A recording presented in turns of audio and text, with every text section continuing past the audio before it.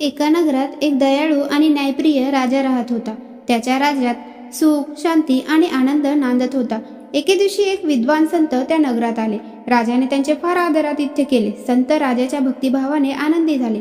निघताना त्यांनी राजाला एक छोटासा ताईत दिला आणि म्हणाले, राजन, जीवनात जेव्हा तुला वाटेल की सर्व संकट असह्य झाली आहेत आणि काहीच मार्ग दिसत नाही, तेव्हा हा ताईत उघड आणि आतलं वाच. पण त्यापूर्वी कधीही उघडू नकोस. राजाने तो ताईत गळ्यात घातला आणि विसरून गेला. काही काळानंतर शत्रूंनी त्याच्या राज्यावर आक्रमण केलं. राजाची सेना पराभूत झाली. राजा जीव वाचवून जंगलात पळाला आणि एका गुहेत लपला. बाहेर सैनिकांचे पावलांचे आवाज ऐकू येऊ लागले. राजाचं हृदय जोराने धडधडू लागलं. मी आता सापडलोच, सगळं संपलं. तेव्हाच त्याला संतांचा ताईत आठवला. त्याने तो उघडला. आतला कागद बाहेर काढला. त्यावर लिहिलं होतं, हा काळही निघून जाईल. त्या 4 शब्दांनी राजाच्या मनात आशेचा प्रकाश पसरला. काही वेळाने सैनिकांचे आवाज थांबले. राजाने बाहेर पाहिले. शत्रू निघून गेले होते.